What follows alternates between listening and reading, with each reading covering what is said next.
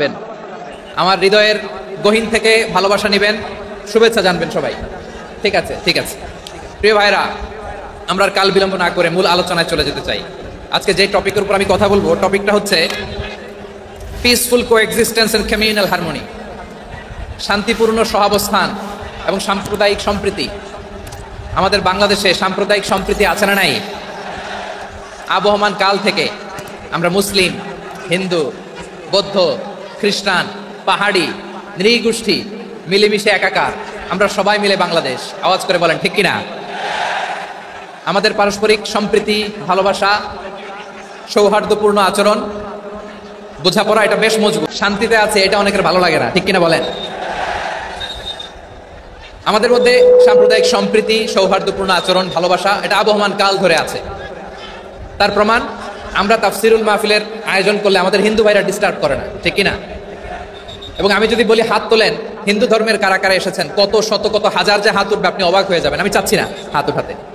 খুলনাতে সর্বশেষ যে আমি প্রোগ্রাম করে গেলাম, সেখানে কয়েকশো হিন্দু ভাই আসছে আমাদের আলোচনা শুনতে, আলহামদুলিল্লাহ। অনেক বৌদ্ধরা আসে, অনেক খ্রিস্টানরা আসে। এবার সফরেও অনেক হিন্দু ভাইরা আমার সাথে দেখা করেছে, তারা বলেছে হুজুর আমরা আপনার আলোচনা শুনি, আলহামদুলিল্লাহ বলেন। So it's our responsibility to present our religion to our non-Muslim brothers and sisters.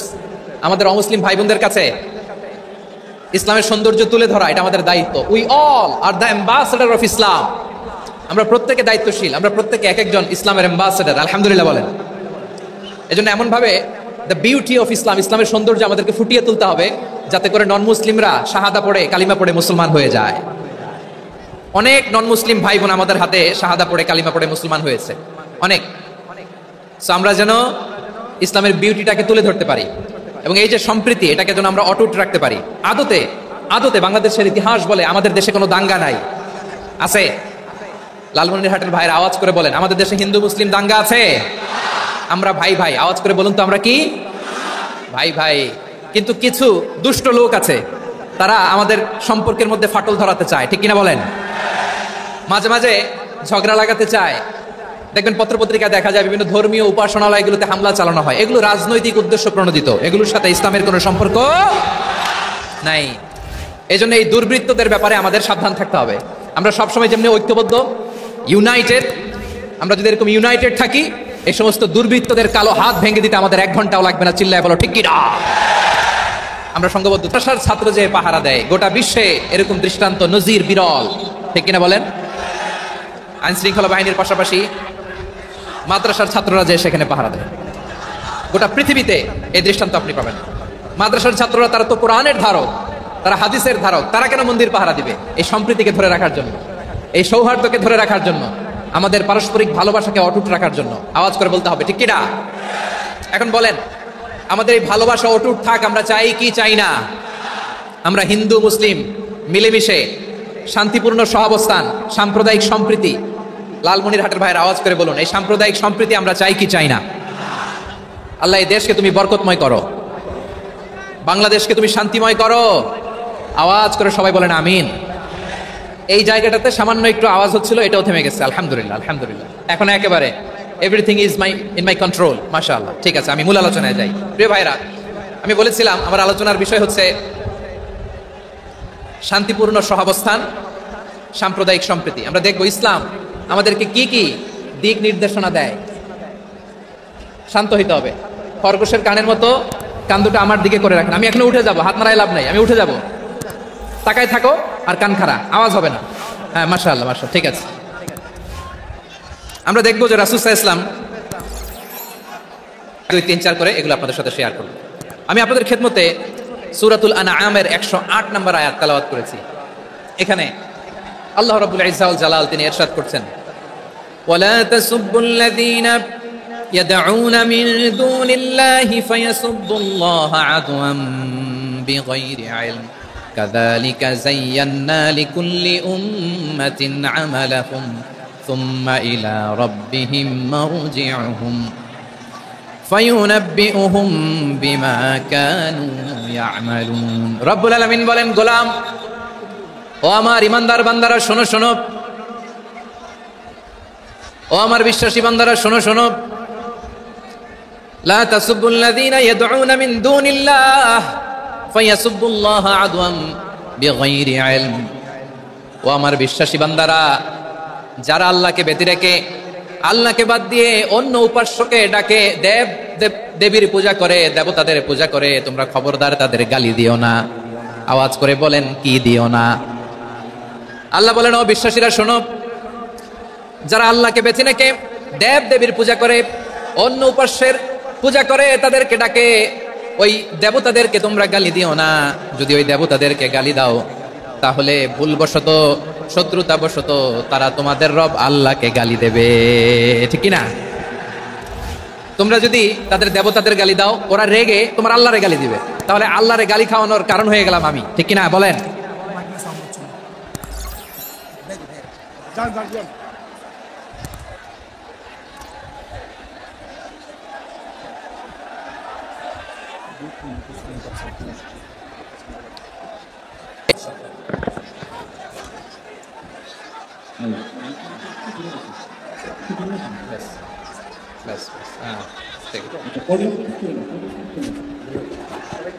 ঠিক আছে,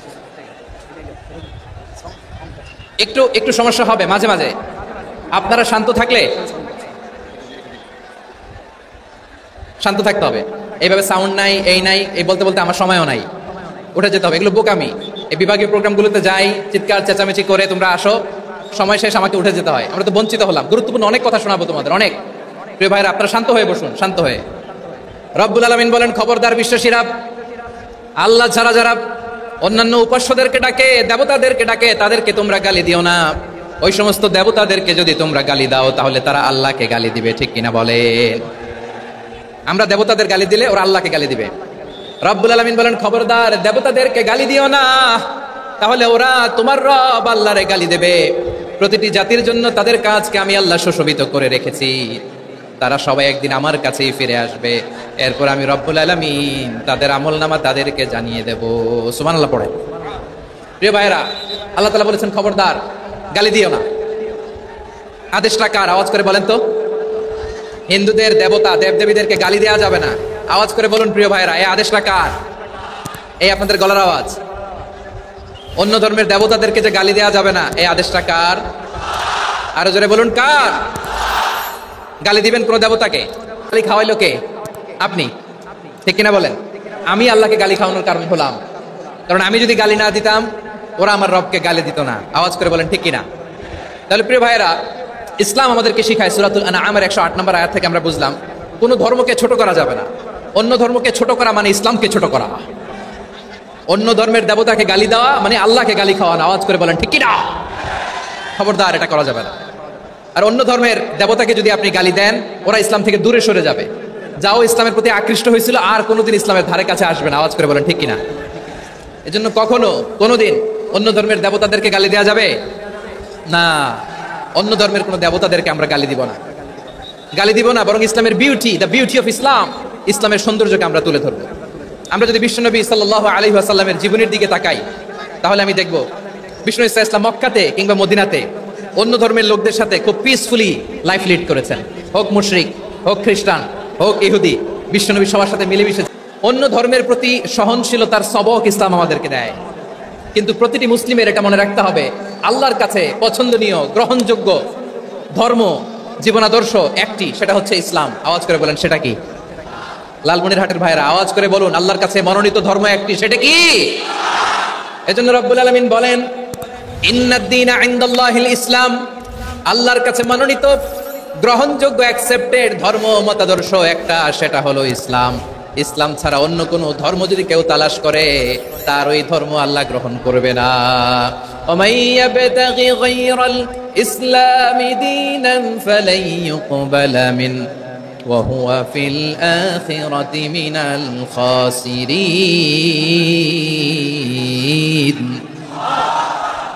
Whoever seek anything except Islam, that won't be accepted from him, and he will be loser in the day of judgment. কিয়ামতের দিন ইসলাম ছাড়া কেউ যদি অন্য কোনো ধর্ম তালাশ করেছে দুনিয়াতে, তার এই মতাদর্শ গ্রহণ করা হবে না, and he will be loser, সে হবে লুজার, ক্ষতিগ্রস্ত, হাই হাই কোম্পানির ম্যানেজার, ওর আমও শেষ, সালাও শেষ। আওয়াজ করে বলেন, ঠিক কি না?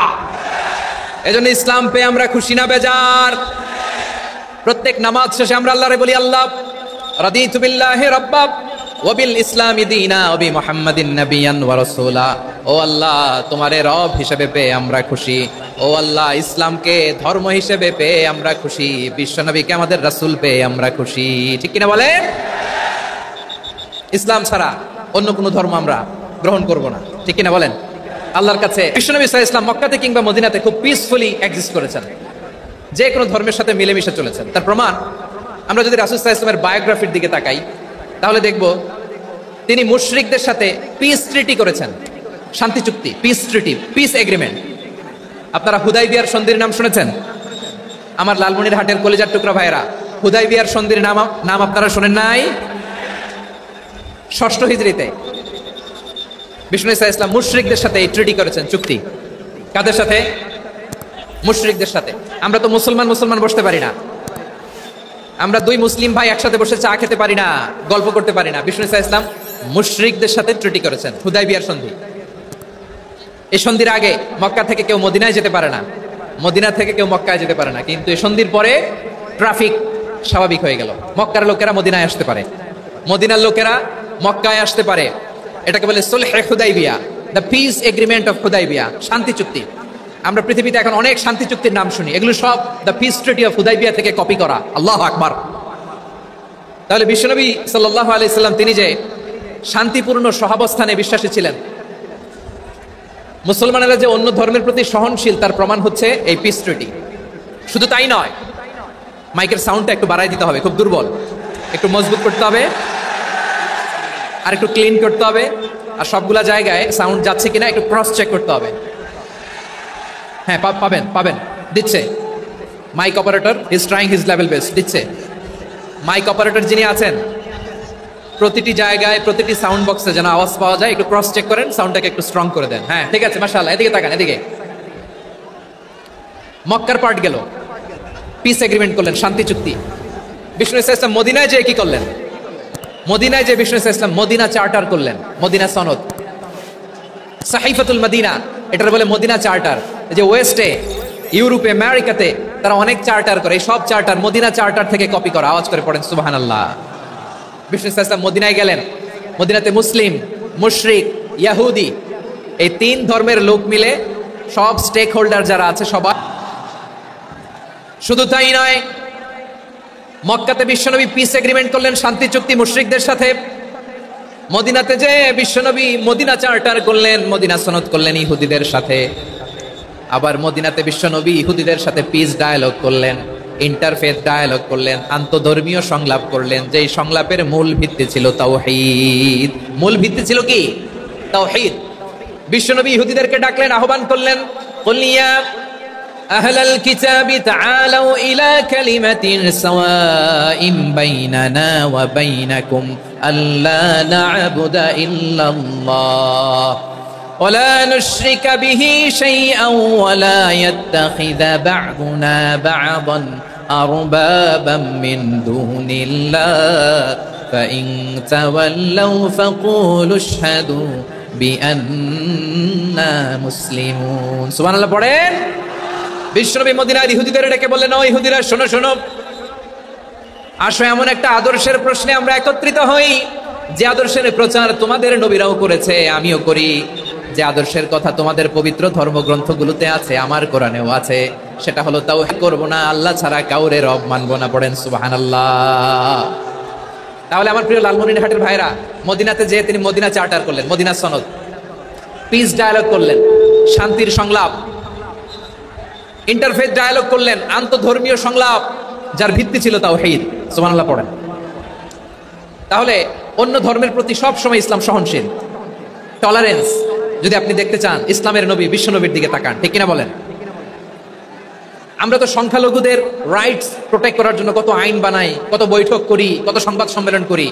বিষ্ণু সাল্লাল্লাহু আলাইহি ওয়াসাল্লাম সংখ্যালঘুদের রাইটসের ব্যাপারে, অধিকারের ব্যাপারে যে কথা বলেছেন, শুনলে আপনি অবাক হয়ে যাবেন।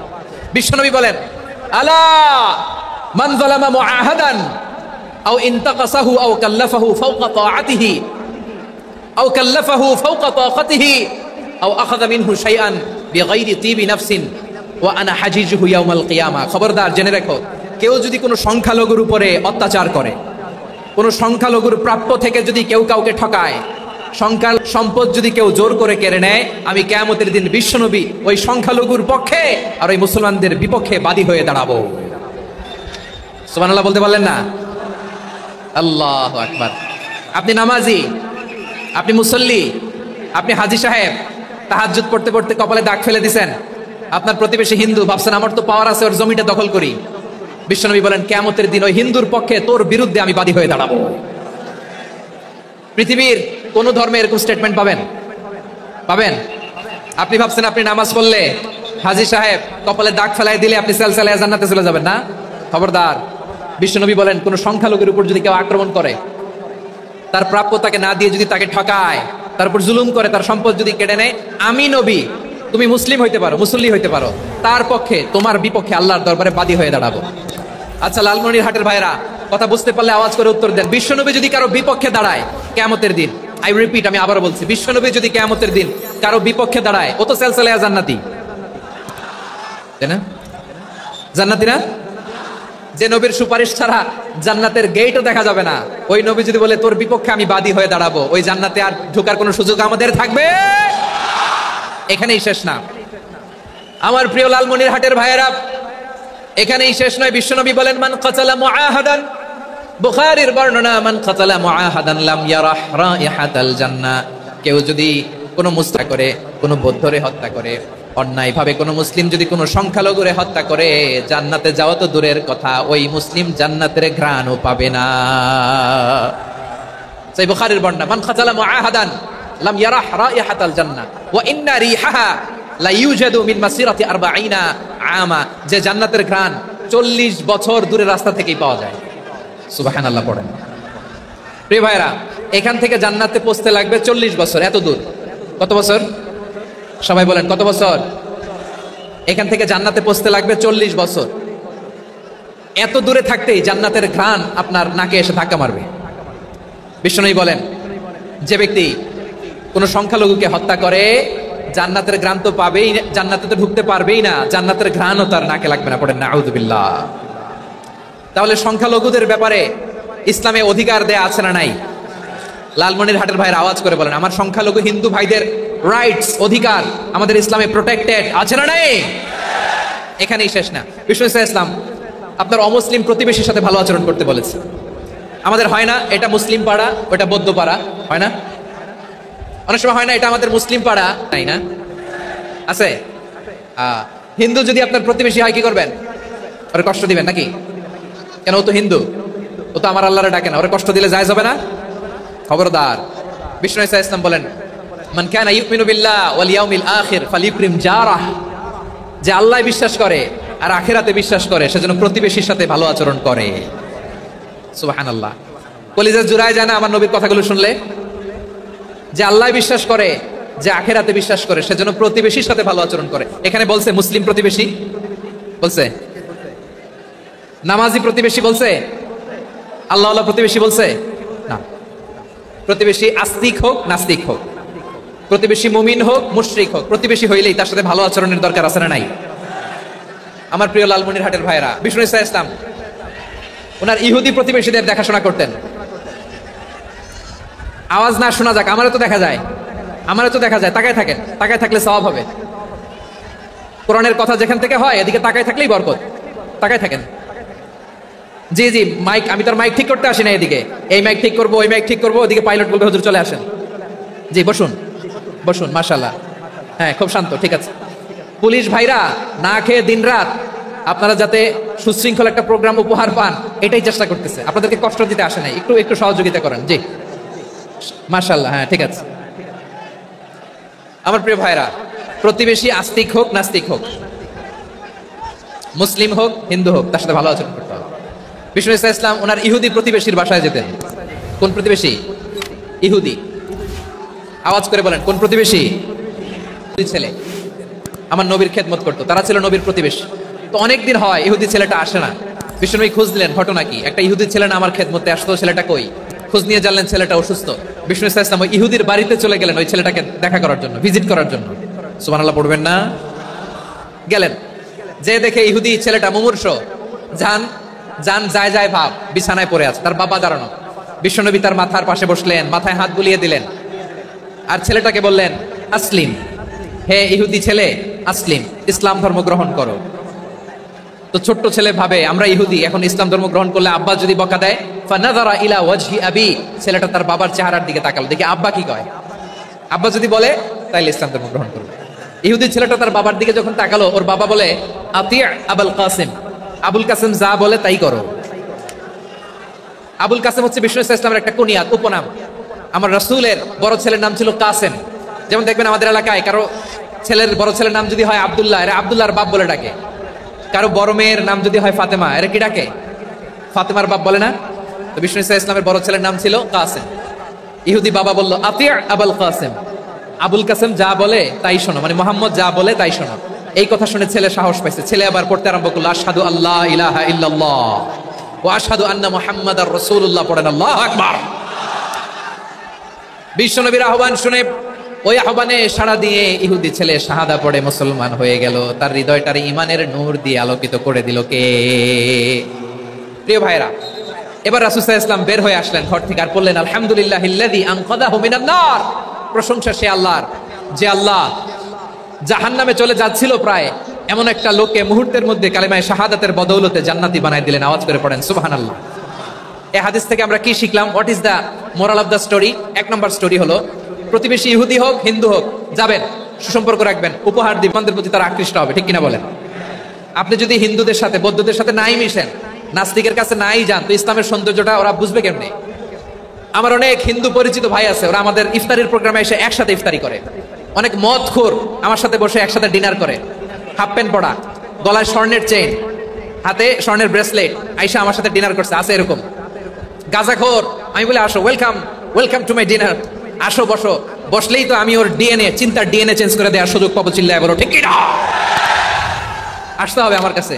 Hour door is open, the door of Islam is open 24/7। সব সময় আমাদের ইসলামের দরজা আমার অমুসলিম ভাইদের জন্য খোলা আছে না নেই? এই হাদিস থেকে দুইটা শিক্ষা। এক নম্বর শিক্ষা, প্রতিবেশী মুসলিম হোক অমুসলিম হোক, যান, অসুস্থ হইলে একটু আপেল নিয়ে যান, আঙ্গুর নিয়ে যান, কমলা নিয়ে যান, তাদের সাথে ভালো আচরণ করেন। ইসলামের বিউটি দেখে, সৌন্দর্য দেখে অবাক হবে, নসিব ভালো হলে কোনোদিন কালিমা পড়ে মুসলমান হয়ে যাবে, ঠিক কিনা বলেন? তাহলে অমুসলিমের সাথে ভালো সম্পর্ক। বিশ্বনবী ইহুদির বাড়িতে গেলেন, ইহুদির বাড়ি, আর আমার মুসলমান ভাই আমার কাফের বলে, এরকম আছে না নাই? মুসলিমরা দেখতে পারে না, সহ্য করতে পারে। বিশ্বনবী সাল্লাল্লাহু আলাইহি ওয়াসাল্লাম ইহুদির বাড়িতে গেলেন, এটা একটা শিক্ষা।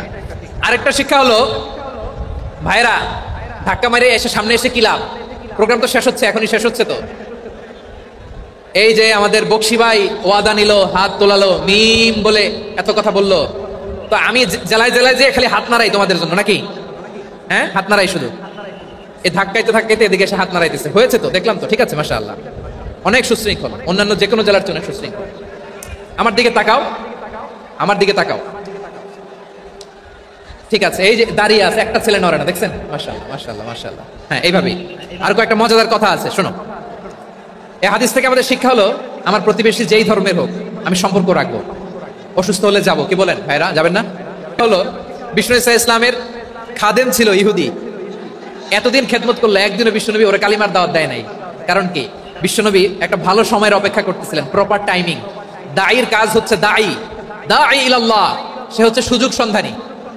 দাঈ সুযোগ খোঁজে, কখন দাওয়া দিলে ব্যাটে বলে হবে, ঝোপ বুঝে কোপ মারে, ঠিক কিনা বলেন? বিষ্ণু ইসলাম ভালো সময়ের অপেক্ষা করতেছিলেন, দেখি ভালো সময় আসুক আসুক আসুক আসুক। আস্তে আস্তে এমন সময় আসছে, ছেলে এবার মুমূর্ষ। অসুস্থ ব্যক্তির হৃদয় অত্যন্ত নরম থাকে, হসপিটালে যখন কেউ যায় তার হৃদয়টা বড্ড নরম থাকে, মৃত্যুর ভয়ে তার অন্তরটা নরম থাকে, ঠিক কিনা বলেন? এই প্রপার টাইমিং এর অপেক্ষা করতেছিলেন। যখনই টাইমিং পেয়েছেন, দাওয়াত দিলেন, পড়ো লা ইলাহা ইল্লাল্লাহ, সুবহানাল্লাহ পড়েন সবাই। তাহলে ইসলাম অমুসলিম প্রতিবেশীর সাথে ভালো আচরণ করতে বলে। ইসলাম অমুসলিম মাতা পিতার সাথেও ভালো আচরণ করতে বলে। মাতা পিতা যদি অমুসলিম হয়, তারা ফেলে দিতে পারবেন? পারবেন। আমার লালমনির হাটের ভাইয়েরা, অনেক হিন্দু ছেলে আমাদের হাতে শাহাদা পড়ে মুসলিম হয়, কিন্তু ওর মা মুসলমান হয় নাই, বাবাও হয় নাই, এরকম আছে না নাই? তো ও হয়েছে মুসলিম, মা বাপ হিন্দু, এখন মা বাপ কি বাদ? হ্যাঁ, মা বাপ বাদ দেয়া যাবে? যেই মা আপনারে 9 মাস 8 মাস পেটে ধারণ করলো, আপনার মায়ের নার ছেঁড়া ধন, আপনি ওই মারে বাদ দিতে পারবেন? যে মায়ের বুকের তাজা দুধ খেয়ে আপনি আজকে বাড়ন্ত তাজা তরতাজা, ওই মারে বাদ দেওয়া যাবে? মায়ের এক ধারে দুধের দাম, কাটিয়া গায়ের চাম, পাপুষ বানাইলেও ঋণের শোধ হবে না, এমন দরদি ভাবে কেউ হবে না আমার মা গো। মায়ের এক ধারে দুধের দাম, কাটিয়া গায়ের চাম, পাপুষ বানাইলেও ঋণের শোধ হবে না, এমন দরদি ভাবে কেউ হবে না আমার মা গো। ঠিক কিনা? মাকে তো বাদ দেওয়া যায় না। وَقَضَى رَبُّكَ أَلَّا تَعْبُدُوا إِلَّا إِيَّاهُ وَبِالْوَالِدَيْنِ إِحْسَانًا। আল্লাহ বলে অবধারিত দুইটা ভার্ডিক্ট তোমাদের জন্য, এক আল্লাহর ইবাদত করবা, ইহসান করতে হবে। আমার মা হিন্দু হোক ভালো আচরণ করতে হবে, বৌদ্ধ হোক ভালো আচরণ করতে হবে। আমার যে সমস্ত হিন্দু ভাইয়েরা মুসলিম হয়েছে, তোমাদের মা বাবা এখনো মুসলমান হয় নাই, তাদের সাথে ভালো আচরণ করতে হবে। আপনাদের খেদমত নিজে করতে হবে অথবা খেদমতের ব্যবস্থা করাই দিতে হবে। মান্থলি যে খরচ লাগে এটা দিতে হবে। আরে তুমি এখন মুসলিম, তোমার মা বাবা হিন্দু, এখনই তো সুযোগ ইসলামের সৌন্দর্য দেখানোর। এখন মা বাবা যদি দেখে আরে এটা হিন্দু থাকতে তো বদমাইশ ছিল, বেয়াদব ছিল, কি এমন ধর্ম সে গ্রহণ করলো যেটা গ্রহণের সাথে সাথে সে পাল্টে গেল? কি এমন ধর্ম সে গ্রহণ করেছে যেটা তার জীবনকে আলোকিত করে দিয়েছে? নসিব ভালো হইলে তারাও কালিমা পড়ে মুসলমান হয়ে যাবে। বিষ্ণু ইসলামের স্ত্রীর নাম ছিল আয়েশা রাদিয়াল্লাহু তাআলা আনহা, আবু বকর রাদিয়াল্লাহু তাআলা আনহুর মেয়ে। আবু বকর রাদিয়াল্লাহু তাআলা আনহুর আরেক মেয়ের নাম হচ্ছে আসমা। কি নাম? দুজনই আবু বকর রাদিয়াল্লাহু তাআলা আনহুর মেয়ে, আসমা আর আয়েশা। নাম দুটো কেমন লাগে? আসমা নামটা কেমন লাগে? আয়েশা নামটা কেমন লাগে? সবার ভালো লাগে নাই? নাম দুটো আপনাদের ভালো লাগে? লালমনিরহাটে অনাগত যদি কন্যা সন্তান হয়, যদি মনে চায় আসমা রেখে দিতে পারবেন, যদি মনে চায় আয়েশা রেখে দিয়েন।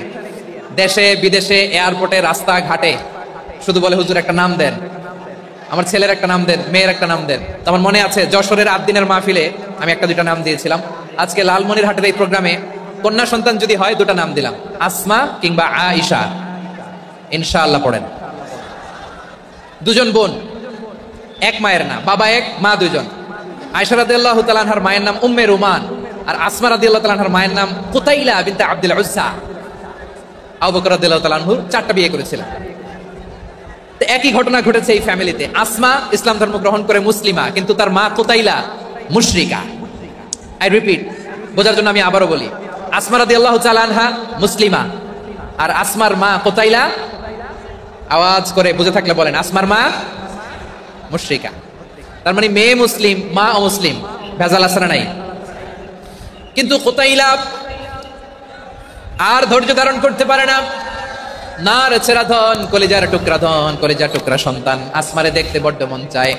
সাইয়েদনা আসমা রাদিয়াল্লাহু তাআলা আনহা মক্কা থেকে হিজরত করে মদিনায় চলে গেলেন। হুদাইবিয়ার পর যখন মক্কা মদিনার ট্রাফিক স্বাভাবিক হলো, মক্কার লোক মদিনায় যায়, মদিনার লোক মক্কায় আসে।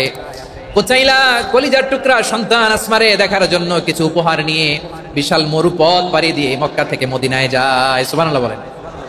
এখন মা আসছে মেয়ের সাথে দেখা করতে, মেয়ে তো আর দেখা দেয় না। মেয়ে ভাবছে আমার মা তো মুশরিকা, অপবিত্রা, তার সাথে কি দেখা দেয়া যাবে? কি সৌভাগ্যবান ছিল তারা, মাসলা জানার দরকার হলেই নবীর দরবারে চলে যেত। ঘরে বউয়ের সাথে ঝগড়া হলে নবীর দরবারে চলে যেত। অনেক সাহাবী বলে আমার পেটে ক্ষুধা লাগলো আমি নবীর কাছে চলে যেতাম, কারণ নবীর চেহারার দিকে তাকালেই আমার পেটের ক্ষুধা মিটে যেত। সাইয়েদনা আসমা রাদিয়াল্লাহু তাআলা আনহা বিশ্ব নবীর কাছে চলে গেলেন, যে বললেন ইয়া রাসূলুল্লাহ ইয়া হাবিবাল্লাহ ইন্না উম্মি কাদিমাতুন ইলাইয়া ওয়া হিয়া রাগিবা। আমার মা মক্কা থেকে অনেক দূর মরুর পথ পাড়ি দিয়ে উপহার সামগ্রী নিয়ে মদিনায় আমার সাথে দেখা করতে এসেছে গো নবী। আমার জানতে বড্ড ইচ্ছে হয় আমি আমার মুশরিকা মায়ের সাথে একটু দেখা করতে পারবো কিনা। আফা আসিলুহা, আগে যেমনি আমি আমার মায়ের সাথে ভালো আচরণ করতাম, যেমনি আমি আমার মায়ের সাথে সদাচরণ করতাম গো নবী, এখন আমি মুসলিমা মা মুশরিকা, এখনো কি আগের মতো সদাচরণ করতে পারবো নাকি? বিশ্বনবী বললেন নাম সিলিহা, হ্যাঁ রে আসমা, অবশ্যই অবশ্যই, আগে ঠিক যেমন তুমি তোমার মায়ের সাথে ভালো আচরণ করতে এখনো তেমনি আগের মতো ভালো আচরণ করবা। আওয়াজ করে পড়েন সুবহানাল্লাহ। কি ইসলাম আমরা পেয়েছি, কত ব্রড মাইন্ডেড আমাদের ইসলাম, কত ওপেন মাইন্ডেড ইসলাম, কত ওপেন আপ করতে পারে, চিন্তা করতে পারেন। বিষ্ণু বললেন হ্যাঁ অবশ্যই, নাম সুলিহা, আগে যেমনি ভালো আচরণ করছো আসমা, এখন ওইরকমই করো, পারলে আরো বাড়াই করো। সুবহানাল্লাহ বলেন। তাহলে আমার যে হিন্দু ভাইয়েরা, হিন্দু বোনেরা, ইমানের বদৌলতে দৌলতে আপনি ধন্য হয়েছেন, আপনার আম্মা আব্বা এখনো মুসলমান হয় নাই, তাদের জন্য দোয়া করেন, তাদের জন্য দোয়া করেন, আল্লাহ যেন তাদেরকেও ইমানের দৌলত দান করে। আমরা সবাই পড়ি আমিন, আরো জোরে পড়েন আমিন। এখন বলেন, ইসলাম কি ন্যারো মাইন্ডেড রিলিজিয়ান না ব্রড মাইন্ডেড? লালমনিরহাটের যুবক ভাইরা আওয়াজ করো, ইসলাম কি ন্যারো মাইন্ডেড না ব্রড মাইন্ডেড?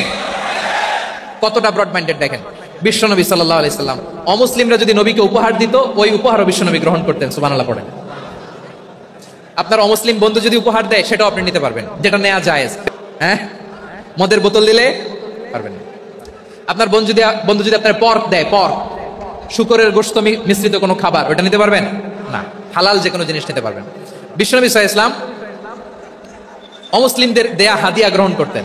কেমন নবী ছিলেন? আমার নবীরে চিনে নেন, আমার নবীর অ্যাটিটিউড জেনে নেন। বিশ্বনবী সাল্লাল্লাহু আলাইহি ওয়াসাল্লাম যখন কোনো জনপদে যেতেন, 3টা অপশন নিয়ে যেতেন। প্রিয় ভাইয়ের আওয়াজ করে বলতে হবে, কোন জনপদে গেলে আমার নবীর অপশন থাকতো কয়টা? আমার মতো 3 আঙ্গুল উঁচু করে দেখান আর বলুন, আমার নবী কোন জনপদে গেলে কয়টা অপশন নিয়ে যেতেন? 1 নম্বর অপশন আসলিম তাসলাম।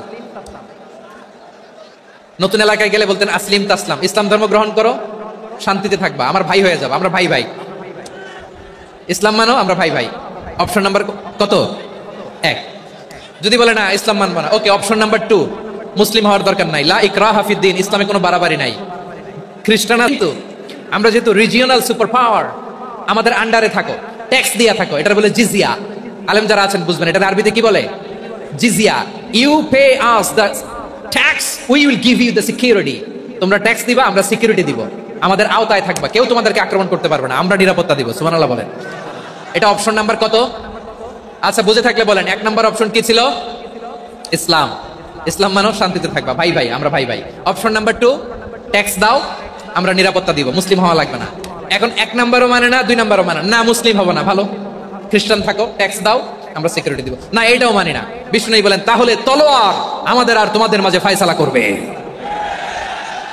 মুসলিমও হবো না, ট্যাক্স দিবা, নিরাপত্তা দিব, আমরা সুপার পাওয়ার, আমাদের আন্ডারে থাকবে, এটাও না। তাহলে তোমাদেরকে তো আমরা বিশ্বাস করতে পারি না, কখন না কখন বিশ্বাসঘাতকতা করো, কার সাথে মিলে হাত মিলাও, তলোয়ার আমাদের মাঝে ফয়সালা করবে। তখন তিনি জেহাদের সশস্ত্র সংগ্রামের ঘোষণা দিতেন। সুবহানাল্লাহ পড়েন। দেখেন, পশ্চিমারা জেহাদকে এইভাবে চিত্রায়িত করে না। ওরা জেহাদ বলতে বুঝায় তলোয়ার, হাত কাটো, গলা কাটো, না। জেহাদ সশস্ত্র সংগ্রাম 3 নম্বরে। অধিকাংশ ক্ষেত্রেই বিশ্বনবীর সুন্দর আচরণ দেখে, আরে আমার নবীর যে নুরানি চেহারা, অনেকে তো কেবল সির্ফ চেহারাটা দেখেই কালিমা পড়ে মুসলমান হয়ে গিয়েছে। যারা মুসলিম হয় নাই, তারা তাদের ইসলামী বলবৎ ছিল, ট্যাক্স দিয়ে ইসলামের আন্ডারে ছিল। যারা এটাও মানে নাই, ওইটাও মানে নাই, তাদের বিরুদ্ধে জেহাদ পাওয়ার হিসেবে আত্মপ্রকাশ করলো। বিশ্বনবী চিঠি লিখলেন অন্যান্য সুপার পাওয়ারের কাছে, রাষ্ট্রীয় চিঠি লেখে এক রাষ্ট্রপ্রধান আরেক রাষ্ট্রপ্রধানের কাছে, ঠিক কিনা বলেন? জানেন না আপনারা? এই যে 24-এর ছাত্র নাগরিক অভ্যুত্থানে, এই অভ্যুত্থান যখন শুরু হয়, আমি তখন সাউথ আফ্রিকাতে একটা স্ট্যাটাস দিয়েছিলাম, কোটা নয়, গোটা দেশ সংস্কার করা লাগবে। শুধু বাংলাদেশ নয়, সারা বিশ্বের বাংলা ভাষাভাষী লোকেরা এই আন্দোলনের সাথে সমর্থন তারা করেছে, এটাকে সাপোর্ট করেছে, তারা সমর্থন দিয়েছে। আমাদের ইউনাইটেড আরব আমিরাতের বাংলাদেশি ভাইরা, তারা সেখানে রাস্তায় নেমে এসেছিল, জানেন? ওইখানে ডেমনস্ট্রেশন করা যায় না, সেখানকার সরকার তাদেরকে যাবজ্জীবন দিয়েছিল। তখন আমাদের এই যে প্রধান উপদেষ্টা ডক্টর মোহাম্মদ ইউনূস সরাসরি G2G বলে, এটারে G2G, government to government, G2G, উনি চিঠি লিখলেন যে তাদেরকে, ইউর হাইনেস, হে সম্মানিত আমির, আপনি আমার এই চিঠির কারণে আমার সম্মানে এই 53 জন বাংলাদেশিকে মাফ করে দেন। এই চিঠির বদৌলতে বেকসুর খালাস পেয়ে গিয়েছিল আমাদের ভাইরা, জানেন না এই ঘটনা আপনারা? তাহলে গভর্নমেন্ট টু গভর্নমেন্ট চিঠি দেওয়া হয়, সপ্তর্ষি অধিপতির কাছে, মিশরের অধিপতির কাছে, সবার কাছে চিঠি লিখলেন। চিঠির ভাষা ছিল এরকম, মিন মুহাম্মাদিন রাসূলিল্লাহ ইলা মুকাউকিস আযীমিল কিবত, মুহাম্মদ রাসূলুল্লাহর পক্ষ থেকে মিশরের বাদশার কাছে, আসলিম তাসলাম, ইসলাম মানো, শান্তিতে থাকবা, সালামুন আলা মান ইত্তাবা আল হুদা, শান্তি তার জন্য যে হেদায়েতের অনুসরণ করে। সুবহানাল্লাহ পড়েন। এই চিঠি অনেকে ভালোভাবে রিসিভ করেছে, অনেকে এই চিঠি পাওয়ার পরে নবীর কাছে আবার ইন রিটার্ন উপহার পাঠিয়েছে। কি পাঠিয়েছে? উপহার। মিশরের বাদশা মুকাউকিস, তিনি বিশ্বনবীকে বিশাল এক উপহারের ডালি পাঠিয়েছেন। মিশরের বাদশা মুকাউকিস ছিলেন ধর্মে খ্রিস্টান, লালমনিরহাটের ভাইরা আওয়াজ করে বলেন, মিশরের বাদশাহ ধর্মে কি ছিল? খ্রিস্টান। কি উপহার দিয়েছিল আমার নবীকে? শুনতে মনে চায়? আওয়াজ নাই লালমনিরহাটের গলায়। শুনতে মনে চায়? 1000 স্বর্ণমুদ্রা। 1000 স্বর্ণমুদ্রা। দুইটা খ্রিস্টান দাসী, একজনের নাম মারিয়া বিনতে শামাউন আল কিবতিয়া, আরেকজনের নাম সিরিন বিনতে শামাউন আল কিবতিয়া। একজন খ্রিস্টান দাস 20 থান কাপড় জামা বানানোর জন্য, আমরা নবী যেন সেলাই করে জামা বানাতে পারে এজন্য 20 থান কাপড়, 20 থান ফাইন গার্মেন্ট। সুবহানাল্লাহ পড়বেন না? এরপরে একটা গাধা যেটার নাম ছিল উফাইর, আর একটা খচ্চর, এটার নাম ছিল দুলদুল। খচ্চর চিনেন? গাধা আর ঘোড়ার ক্রসিং এ যে প্রাণীটা দুনিয়াতে আসে ওটার খচ্চর বলে। তো এই যে সুপার পাওয়ার, খ্রিস্টান বাদশার কাছে নবী চিঠি লিখলেন, ওই খ্রিস্টান বাদশা আমার নবীকে উপহার দিল। বিশ্বনবী এই উপহারগুলো সানন্দে গ্রহণ করেছে। সুবহানাল্লাহ পড়বেন না? তাহলে অমুসলিম কেউ যদি আপনাকে উপহার দেয়, হালাল উপহার হলে আপনি গ্রহণ করতে পারবেন। বিশ্বনবীকে উপহার পাঠিয়েছেন, আমার নবী সবগুলো উপহার গিফট গ্রহণ করেছেন। সুবহানাল্লাহ বলেন। তাহলে প্রিয় লালমনিরহাট, আওয়াজ করে বলুন, ইসলাম কি ন্যারো মাইন্ডেড রিলিজিয়ন না ব্রড মাইন্ডেড? আম্মাজান আয়েশার কাছে মাসালা জানতে চায় মেয়েরা, হে আম্মাজান, অগ্নি উপাসকেরা তাদের ঈদের দিন নওরোজের সময় আমাদেরকে পাখি দেয়, নেওয়া যাবে? উনি বললেন, ওরা জবাই করে দিলে নেওয়া যাবে না, কিন্তু ওরা যদি ফলমূল এরকম খাবার দেয় এগুলো নেওয়া যাবে। তার মানে অমুসলিমদের দেয়া উপহার এটা গ্রহণ করা যায়। সুবহানাল্লাহ বলেন। শুধু তাই নয়, বিষ্ণু ঈসা ইসলাম অমুসলিমদের সাথে আর্থিক লেনদেনও করেছেন, ফিনান্সিয়াল ডিলিং করেছেন। অমুসলিমদের সাথে প্রয়োজনে আপনি ফিনান্সিয়াল ডিলিং করতে পারবেন। আমরা প্রায় দেখি বাজারের মিষ্টির দোকানগুলো আমার হিন্দু ভাইদের। লালমনিরহাটে মিষ্টির দোকান, দইয়ের দোকান কারা চালায়? হিন্দুরা চালায় না? তারপরে যে বারবার শপ, চুল কাটে যে নাপিত, অধিকাংশ নাপিতের দোকানে কারা? আমার হিন্দু ভাইরা। আপনি চুল কাটতে পারবেন কিনা? পারবেন কিনা বলেন? পারবেন। তার দোকান থেকে দই মিষ্টি কিনতে পারবেন কিনা? হ্যাঁ, আমার মুসলিম ভাইয়ের দোকান থাকলে ওইটার আমি বেশি প্রায়োরিটি দিব, ঠিক কিনা? কিন্তু যদি তাদের সার্ভিস নিতে চান, প্রোডাক্ট নিতে চান, পারবেন। তার দলিল সহিহ বুখারী, আম্মা জান আয়েশা রাদিয়াল্লাহু তাআলা আনহা বলেন, ইশতারা রাসূলুল্লাহ সাল্লাল্লাহু আলাইহি ওয়াসাল্লাম মিন সবাই বলে নাই কার কাছ থেকে? আমার নবী, পেয়ারা নবী এক ইহুদির কাছ থেকে জব কিনেছিল। জব, বার্লি, যেটা দিয়ে রুটি বানায়।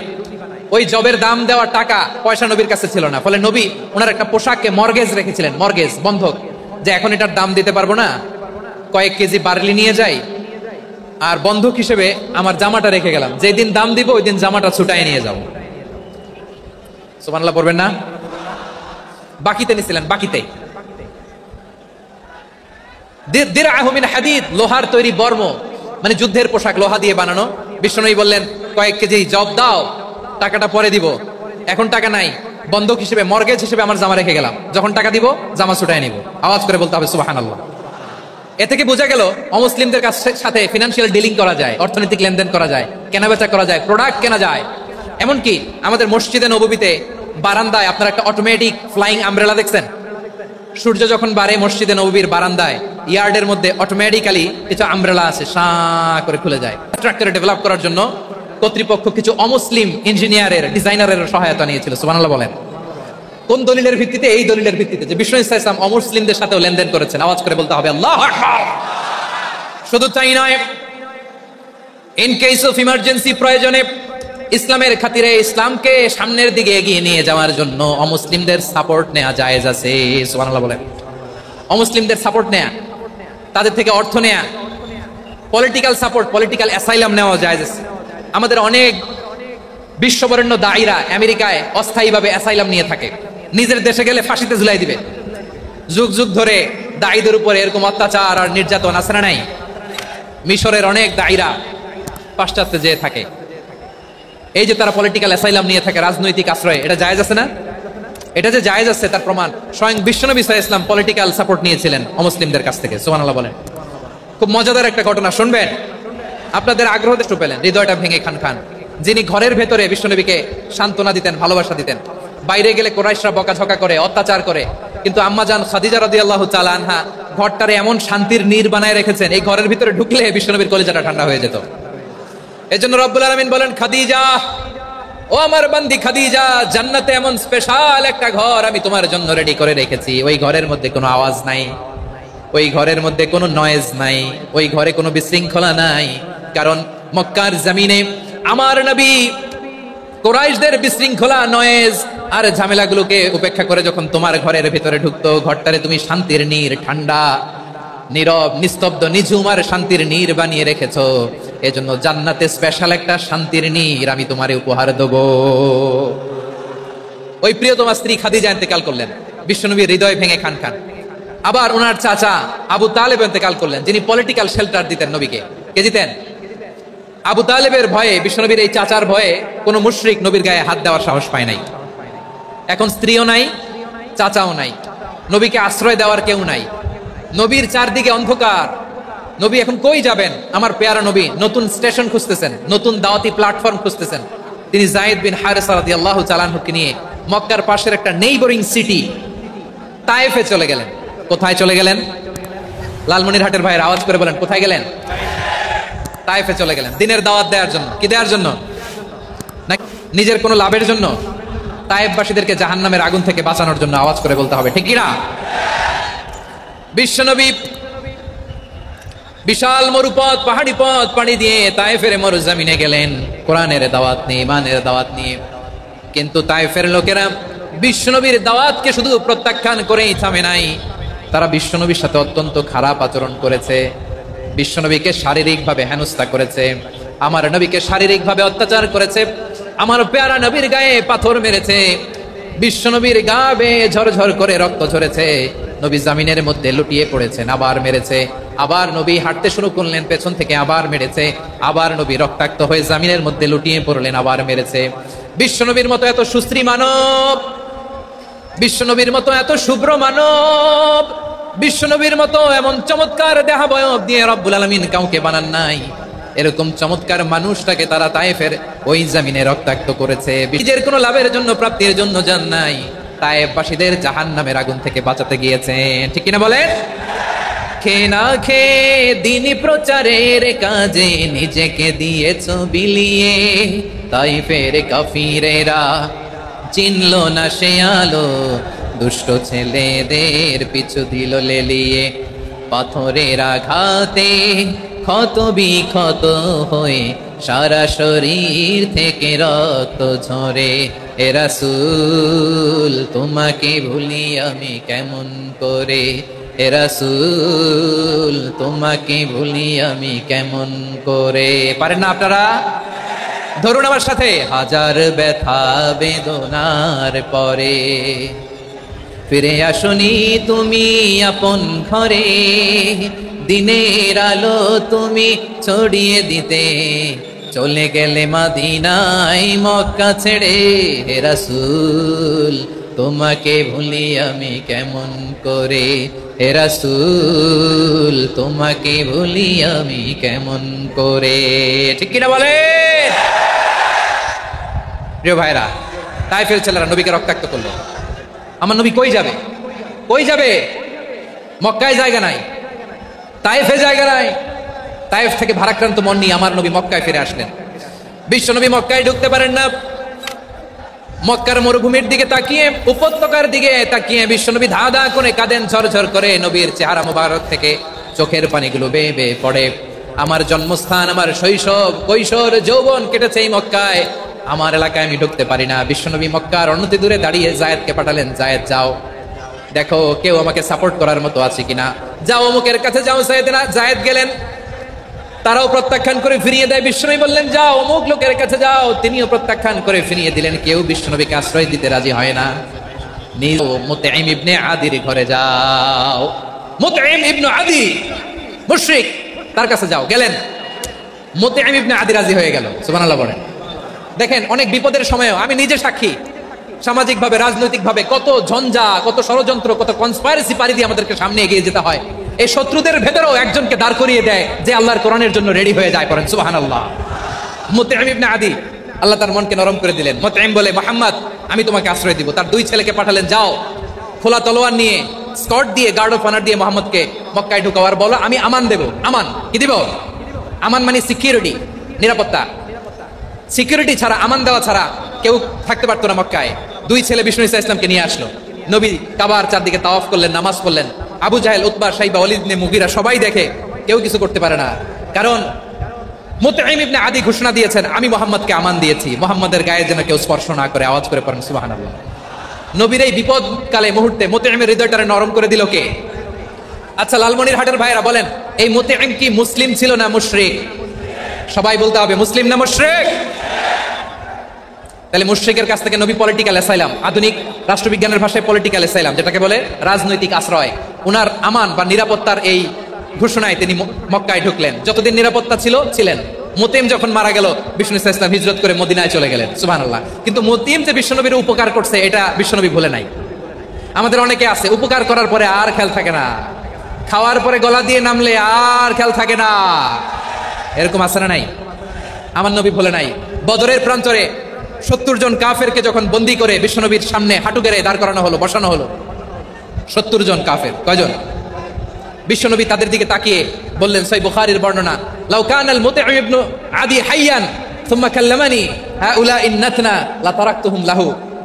বদরের প্রান্তরে 70 জন বন্দী কাফিরের দিকে তাকিয়ে আমার নবী বললেন, আজকে মুতঈম ইবনে আদি যদি বেঁচে থাকতো আর তোমাদের 70 জনের ব্যাপারে যদি মুতঈম এক বাক্যে একটা সুপারিশ করতো, তার সম্মানে আজকে তোদের সবাই আমি মাফ করে দিতাম। সুবহানাল্লাহ। নাই ওই যে চিল্লাচিল্লি যে কথা বুঝে নাই, কোন জিনিস মিস করছে ওরা নিজেরা। 70 জন মুশরিক হাঁটু গেড়ে বসা, নবী চাইলে এখনই এক্সিকিউশন অর্ডার দিতে পারে। তিনি বললেন, আজকে যদি মুতঈম বেঁচে থাকতো আর মুতঈম যদি তোদের জন্য সুপারিশ করতে, এই আবর্জনাগুলোর ব্যাপারে সুপারিশ করতে, আমি মুহূর্তেই তোদেরকে এমনি মাফ করে দিতাম। এবার বলেন, ইসলাম কি ন্যারো মাইন্ডেড না ব্রড মাইন্ডেড?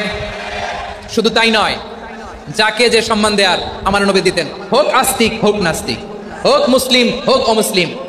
বিষ্ণু ইসলাম যখন রোমান সম্রাটের কাছে চিঠি লিখেছেন, আমার প্রিয় লালমনিরহাটের ভাইরা, অল্প কয়েক মিনিট কয়েকটা জরুরি কথা বলবো, এদিকে তাকান, এদিকে তাকান। রোমান সম্রাটের কাছে বিষ্ণুনবী যখন চিঠি লিখলেন মিন মুহাম্মদ রাসূলিল্লাহ ইলা হিরাকলা আযীমের রোম, মুহাম্মদের পক্ষ থেকে হিরাক্লিয়াসের কাছে, যিনি হচ্ছেন আযীমের রোম। এটা নবী নিজ থেকে বানায় লিখছেন, অতিরিক্ত সম্মান দিয়ে। কোন রাষ্ট্রপ্রধান যখন আসে তাদেরকে আমরা কি বলি জানেন? তার নামের শেষে HE এটা লিখতে হয়, H.E. মানে হিজ এক্সেলেন্সি। কি লেখে? হিজ এক্সেলেন্সি অথবা ইউর হাইনেস, ইউর ম্যাজেস্টি। দেখেন, বিশ্বনবী সাল্লাল্লাহু আলাইহি ওয়াসাল্লাম সব নবীদেরও নবী, তিনি একজন মুশরিক খ্রিস্টান সম্রাট রোমান সম্রাটের কাছে চিঠি লিখতে যায়, লিখতেছে ইলা হিরাকলা আযীমের রোম, হিরাক্লিয়াসের কাছে আমার চিঠি, যিনি রোমের আযীম, হিজ হাইনেস, মানে রোমের অনেক সম্মানিত এক বাহাদুর। আওয়াজ করে বলেন সুবহানাল্লাহ। তার মানে যাকে যে সম্মান দেয়ার এটা বিশ্বনবী দিতেন। এমনকি যেই ইহুদিরা ভালো ছিল, এই ইহুদিদেরও প্রশংসা করেছেন বিশ্বনবী মুহাম্মদুর রাসূলুল্লাহ সাল্লাল্লাহু আলাইহি ওয়াসাল্লাম। এক ইহুদির প্রশংসা করেছেন বিশ্বনবী। ইহুদির কার? আমি তো আমার ভাইয়ের প্রশংসা করি না, আমি তো এক আলেম আরেক আলেমরে স্পেস দেই না, আমি তো এক দায়ী আরেক দায়ীর সাথে বসতে চাই না। আমার নবী ইহুদির প্রশংসা করে। কার প্রশংসা? ওই ইহুদির নাম ছিল মুখাইরিক। সিরাত গ্রন্থ ঘাটলে পাবেন। তিনি বলেছেন মুখাইরিক খাইরু ইয়াহুদ, Mukhayriq is the best of the Jews. জুইশদের মধ্যে সে সবচেয়ে ভালো। কেন প্রশংসা করলেন তার? এর কারণ মদিনা চার্টারে কথা ছিল সব ধর্মের মুসলিম মুশরিক ইহুদিরা মিলে মদিনাকে রক্ষা করবে। কিন্তু 3য় হিজরিতে যখন উহুদের যুদ্ধ শুরু হলো, সবার কথা ছিল যেই আক্রমণ করে আমরা মদিনাকে বাঁচাবো। কোন শহরকে বাঁচাবো? মদিনাকে। কিন্তু কুরাইশরা যখন অ্যাটাক করলো, ইহুদিরা আর আসে না, ইহুদিরা আর বেরোয় না। বিষ্ণু বললেন, ওহে ইহুদিরা, তোমরা না চুক্তি করলে আমার সাথে যে মদিনা বাঁচাতে সবাই ঝাঁপিয়ে পড়বো, আসো। একটা ইহুদিও বেরোয় না, কেউ আসে না সেদিন, একজন ছাড়া। তার নাম মুখাইরেক। তার নাম কি? মুখাইরেক বাহাদুরের মতো ঘোড়সওয়ার হয়ে বেরিয়ে গেলেন এবং বললেন, গোটা ইহুদি সাম্রাজ্যের একজনও যদি না আসে, আমি মুখাইরেককে কেউ ঘরে আটকে রাখতে পারবে না। বেরিয়ে আসলেন, এসে বললেন, আমি মুহাম্মদের পক্ষে যুদ্ধ করব। আমি মারা গেলে আমার সম্পদ আমার উত্তরাধিকারীরা পাবে না, আমার সম্পদ তোমরা মুহাম্মদকে দিয়ে দিবা। সুবহানাল্লাহ বলেন। উহুদের ময়দানে 70 জন মুসলমান শহীদ হলো। এই ইহুদি, সেও মুসলমানের পক্ষে যুদ্ধ করে নিহত হলো। সুবহানাল্লাহ বলেন। মুসলিমদের লাশ যখন নিয়ে আসা হলো, এই মুখাইরিকের লাশও নিয়ে আসা হলো। মুসলিমদের লাশের পাশে মুখাইরিকের লাশ দেখে বিশ্বনবী মুখাইরিকের প্রতি অনেক খুশি হলেন। আর বিশ্বনবী খুশি হয়ে বললেন, মুখাইরিক খায়রু ইয়াহুদ, মুখাইরিক যদিও তুমি ইহুদি, তারপরে তুমি সব ইহুদিদের মধ্যে সেরা ইহুদি। পড়েন সুবহানাল্লাহ। আমার নবী ইহুদিকেও সম্মান দিতে কার্পণ্য করে নাই। আওয়াজ করে বলেন আল্লাহু আকবার। প্রিয় ভাইরা, এবার সর্বশেষ আওয়াজ করে বলেন, ইসলাম কি ন্যারো মাইন্ডেড নাকি ব্রড মাইন্ডেড? সবাই বলেন ন্যারো মাইন্ডেড না ব্রড মাইন্ডেড? এজন্য অমুসলিম হইলেই তারা আমাদের শত্রু নয়। শত্রু কারা? এই লালমনিরহাটের ভাইয়েরা শোনেন, শত্রু কারা? যে সমস্ত অমুসলিম আমাদেরকে নিশ্চিহ্ন করে দিতে চায়, যে সমস্ত অমুসলিম আমাদের ভূখণ্ড থেকে আমাদেরকে তাড়িয়ে দিতে চায়, যে সমস্ত অমুসলিম আমার ধর্ম নিয়ে তুচ্ছতাচ্ছিল্য করে চিল্লায় বলেন ঠিক কিনা, তারা আমাদের শত্রু। সাধারণ অমুসলিমরা আমার শত্রু নয়। এই যে হিন্দুরা থাকে এরা আমার ভাই, বৌদ্ধরা আমার ভাই, খ্রিস্টানরা আমার ভাই, ইহুদিরা আমার ভাই। তারা দিনই ভাই নয়, তারা মায়ের পেটের ভাই নয়, তারা মানবিক দিক থেকে ভাই। ও মানুষ, আমিও মানুষ, ইসলাম মানুষকে সম্মান করে, চিল্লায় বলো ঠিক কিনা। যারা আমাদের অস্তিত্বকে নিশ্চিহ্ন করতে চায়, যারা আমাদের ভূখণ্ডকে দখল করতে চায়, যারা আমাদেরকে নিয়ে মক্কারি করে, ফান করে, টিটকারি করে, আমার সাধারণ মুসলিম আমাদের শত্রু নয়। আপনি জানেন নিউ ইয়র্কে, আমি তো নিউ ইয়র্কে ছিলাম অনেকদিন, ওখানে ফিলিস্তিনিদের পক্ষে যখন আমরা মিছিল করেছি অনেক ইহুদি আমাদের সাথে মিছিলে দাঁড়িয়েছে, কারণ ওরাও জানে এই ভূখণ্ড ফিলিস্তিনিদের ভূখণ্ড। আওয়াজ করে বলো লালমনিরহাট ঠিক কিনা। ইসরায়েলের রাজধানী খোদ তেল আবিবে অনেক ইহুদিরা বেঞ্জামিন নেতানিয়াহু তার বিরুদ্ধে মিছিল করেছে। তো তারা কি আমাদের শত্রু? না। অনেক খ্রিস্টান আমাদের সাথে আমাদের স্বার্থ রক্ষায় আমাদের পাশে দাঁড়িয়েছে। খেয়াল রাখবেন, হিন্দু আর হিন্দুত্ববাদ এক নয়, ইহুদি ধর্ম আর জায়নিজম এক নয়। জায়নিজমের বিরুদ্ধে আমাদের সংগ্রাম, আমাদের জেহাদ, চিল্লায় বলেন ঠিক কিনা। এই যে ফিলিস্তিনের ভাইরা, তারা তাদের স্বাধীনতা সংগ্রামের জন্য লড়াই করছে, করে যাচ্ছে, আমরা এটাকে সমর্থন জানাই, চিল্লায় বলেন ঠিক কিনা। কাশ্মীরের ভাইরা স্বাধীনতার জন্য সংগ্রাম করছে, আমরা সেই সংগ্রামকে সমর্থন জানাই, আওয়াজ করে বলো ঠিক কিনা। যারাই আমাদের ইসলামকে নিশ্চিহ্ন করতে চায় তাদের বিরুদ্ধে আমাদের সংগ্রাম, আওয়াজ করে বলতে হবে ঠিক কিনা। ওই সমস্ত দুর্বৃত্তদের সাথে আমাদের কোনো সম্পর্ক নাই। আমরা যদি ঐক্যবদ্ধ থাকতে পারি, ওই দুর্বৃত্তরা চান্স পাবে না। আমরা ঐক্যবদ্ধ থাকতে রাজি আছি। লালমনিরহাটের ভাইরা, আমরা ঐক্যবদ্ধ থাকলে ওই দুর্বৃত্তদের কালো হাত ভেঙে দিতে আমাদের সময় লাগবে না। তাদের কালো হাত ভেঙে দিতে রাজি আছে মুসলমান? কারা কারা রাজি? দু হাত তুলে দেখাও।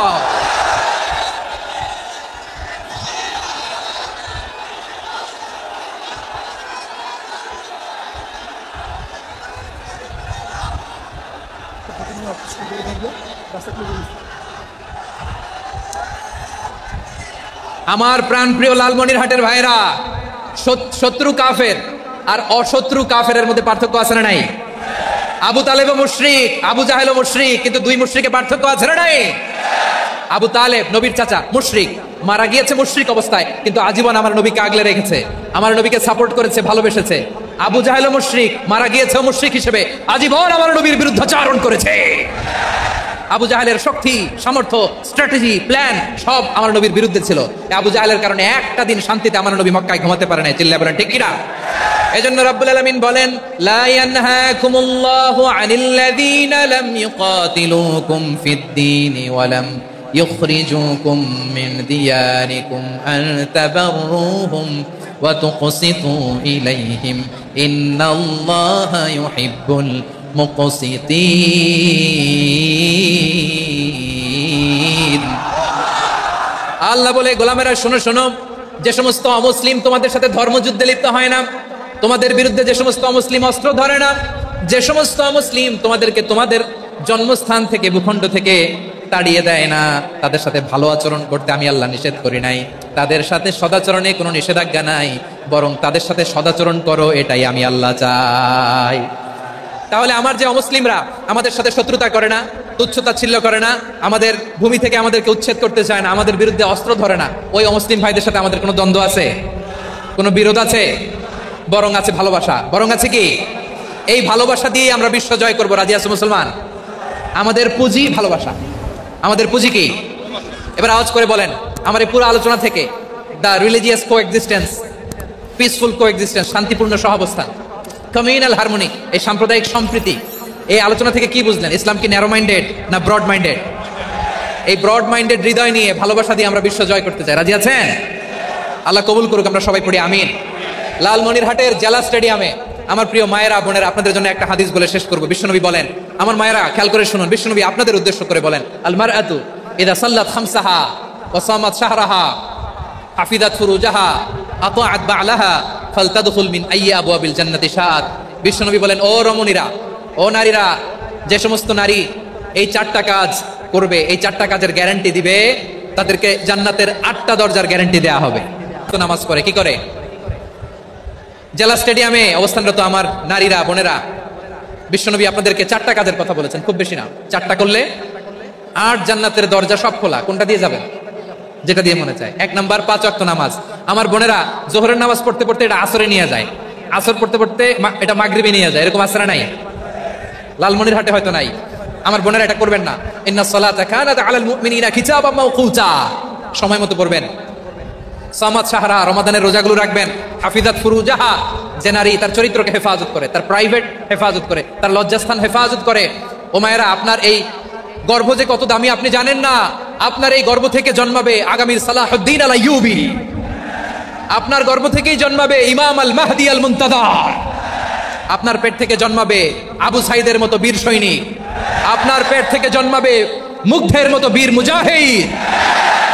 আপনি জানেন না কে আসবে আপনার পেট থেকে। সময়টাকে কাজে লাগান, ইসলামকে বুঝেন, মানেন, আমাদের ইসলামিক লেকচারগুলো শোনেন। আমরা যে বার্তাগুলো, ইনস্ট্রাকশনগুলো, দিক নির্দেশনাগুলো আপনাদের খেদমতে রাখি, এগুলো মেনে চলুন। আপনিই পারেন আপনার ঘরটাকে জান্নাতের টুকরা বানাতে।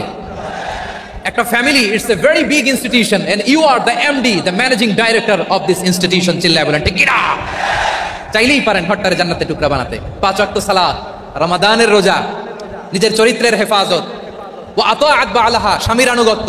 এটাতে অনেকে ভুল করে থাকে। হায় রে আমার বোনেরা, স্বামীর আনুগত্যকে এটা নিজের অপমান মনে করবেন না। আপনার স্বামী আপনার সবচেয়ে বড় গার্ডিয়ান, তিনি আপনার সবচেয়ে ভালো চায়। নারী কখনো গার্ডিয়ানশিপের বাইরে থাকতে পারে না। হয় আপনি বাবার গার্ডিয়ানশিপের ভেতরে, বাপ না থাকলে ভাই আপনার গার্ডিয়ান, ভাই না থাকলে চাচা গার্ডিয়ান, বিয়ের পরে আপনার স্বামী আপনার গার্ডিয়ান। শরিয়া সম্মত স্বামীর আদেশগুলো আপনি মেনে চলবেন, কিন্তু শরিয়া বিরুদ্ধ কোনো আদেশ মানতে আপনি বাধ্য নয়। আওয়াজ করে বলুন সবাই ঠিক কিনা?